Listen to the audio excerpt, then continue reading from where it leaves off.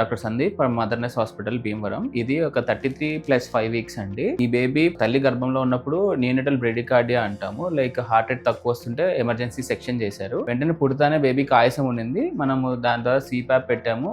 తర్వాత సర్ఫెక్టెంట్ కూడా ఇవ్వాల్సి వచ్చింది. సర్ఫెక్టెంట్ ఇచ్చిన తర్వాత కూడా మనకి పుట్టినప్పటి నుంచి బ్రెడికార్డియా అంటే హార్ట్ రేట్ అనేది తక్కువ వస్తా ఉంది. దీనికి సంబంధించిన మన ECG 2D ఎకో కూడా చేసుకున్నాము. ECG లో మనకి rare diagnosis long QT syndrome అనేది వచ్చింది. దీన్ని మనం పీడియాట్రిక్ కార్డియాలజిస్ట్ తో కూడా మాట్లాడి తగిన చికిత్స అనేది చేశాము. ఇప్పుడు బేబీ హార్ట్ రేట్ పరంగా సాచురేషన్స్ పరంగా HFNC నుంచి కూడా బయటకు వచ్చేసి ఇప్పుడు హ్యాపీగా ఫీడ్స్ తీసుకుంటున్నారు.